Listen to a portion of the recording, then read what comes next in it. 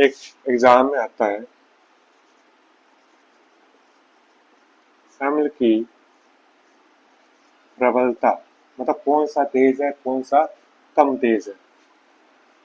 प्रबलता का अवरोही या घटता क्रम, घटता या अवरोही, अवरोही क्रम मतलब सबसे तीव्र अम्ल पहले आएगा, फिर उससे हल्का, उससे हल्का, उससे हल्का। तो सबसे पहले आता है HCl, हाइड्रोक्लोरिक अम्ल। ये सबसे तीव्र होता है। एक HNO3 आता है, HNO3। फिर आता है H2SO4, सल्फ्यूरिक अम्ल। फिर आता है एसिटिक अम्ल, CH3COOH, एसिटिक अम्ल। सबसे तीव्र ये है, उससे कम ये है, उससे कम ये है और सबसे कम ये है। इसको एसिटिक अम्ल बोलते हैं, जो कि किसमें होता है, सिरके में। ये क्रम का घटता हुआ, अम्ल की प्रबलता का घटता हुआ क्रम है। एक अम्लराज और होता है, अम्लराज एक्वारेजिया। ये एग्जाम में बहुत बार पूछते हैं, एक्वारेजिया क्या है। एक्वारेजिया, इसमें हाइड्रोक्लोरिक अम्ल है ना, और एक HNO3 है।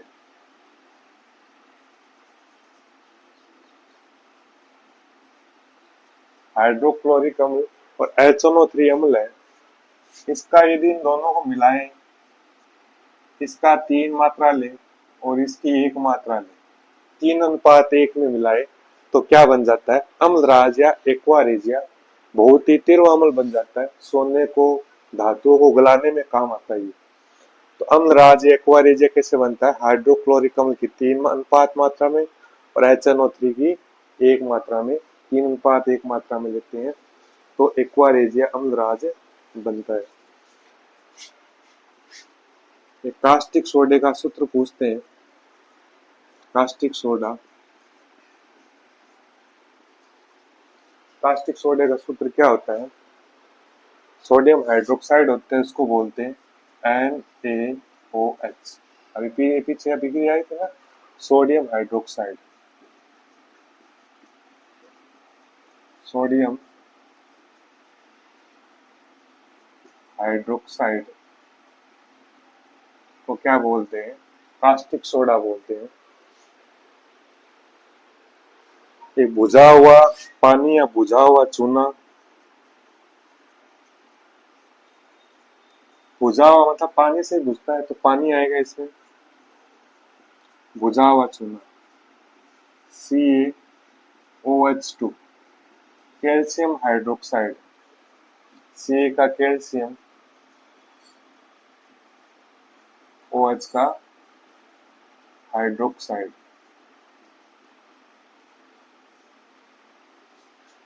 एक पूछते मिल्क ऑफ मैग्नीशिया क्या है, milk of magnesia,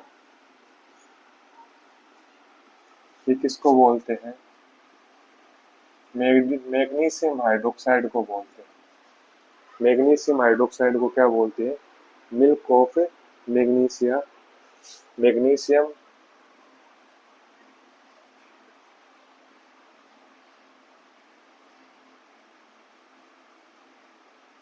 magnesium hydroxide को क्या बोलते हैं, मिल्क ऑफ मैग्नीशिया। ये कुछ नाम है, आपको याद रखने हैं। अब एक थोड़ा सा लास्ट चीज रहेगी छोटी सी, एक पीएच स्केल का भी पूछते हैं। पीएच का मतलब क्या होता है, पीएच का बहुत बार पूछते हैं। पीएच का मतलब कोई विलयन में हाइड्रोजन आयन की सांद्रता का पता करने के लिए, और हाइड्रोजन आयन की सांद्रता मतलब H+ आयन ज्यादा देगा वो ज्यादा अम्लीय होगा, कम देगा तो कम होगा। किसी विलयन में हाइड्रोजन आयन की सांद्रता का पता करने के लिए पीएच स्केल काम में लेते हैं। इसका मान होता है, मान लो पूछ ले आपसे, -log 10 और हाइड्रोजन आयन H+। ये इसका फॉर्मूला होता है पीएच का नापने का, -log 10 H+ आयन। और वास्तव में पीएच होता क्या है? एक स्केल है। स्केल मतलब एक पैमाना है।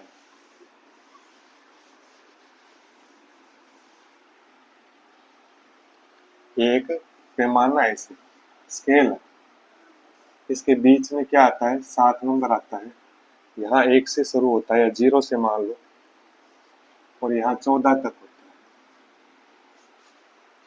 ये 7 होता है। यदि 7 किसी का मान आए, पीएच का मान इसे लिख दे 7 है, तो वो क्या होती है? उदासीन। न तो अम्लीय होती है, न क्षारीय होती है, उदासीन होती है, मतलब लवण होता है वो।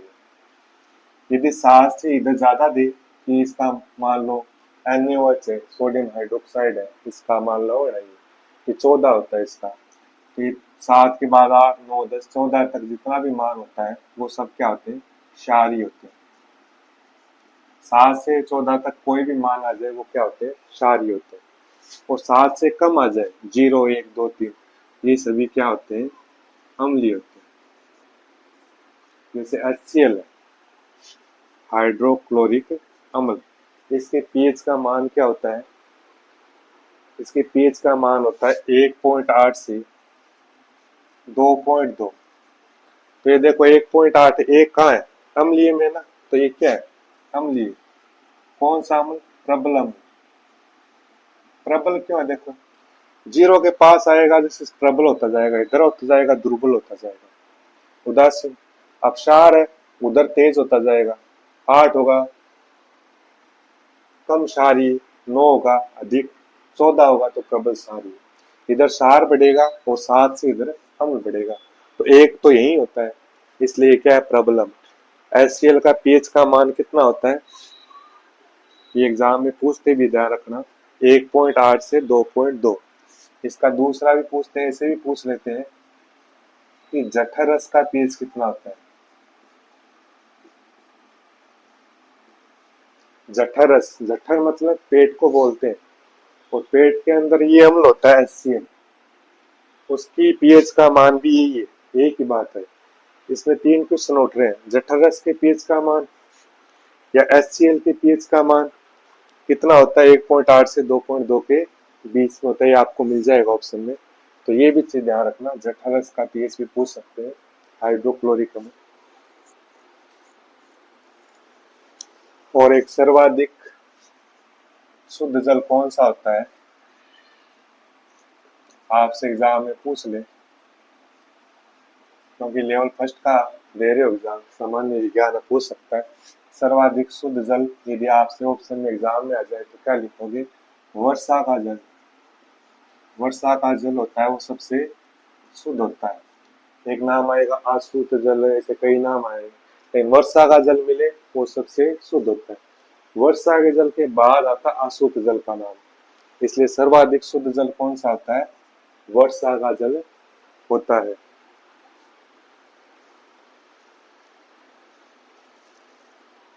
बफर विलियन होता है, जैसे पूछते तो नहीं है फिर भी आपको बता दूं कि ऐसा विलयन जिसका पीएच का मान परिवर्तित रहता है उसको बफर विलयन बोलते हैं। सोडियम एसीटेट और एक इसका मिश्रण होता है एसिटिक अम्ल।